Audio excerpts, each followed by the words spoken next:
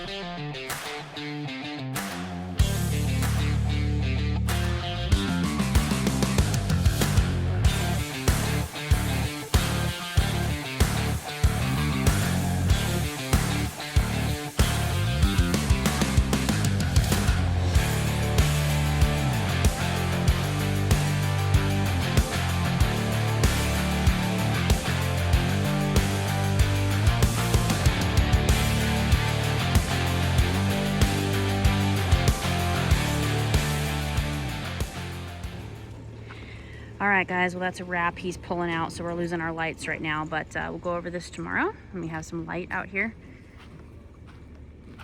But the 59 has arrived. And there goes our light. See you guys tomorrow.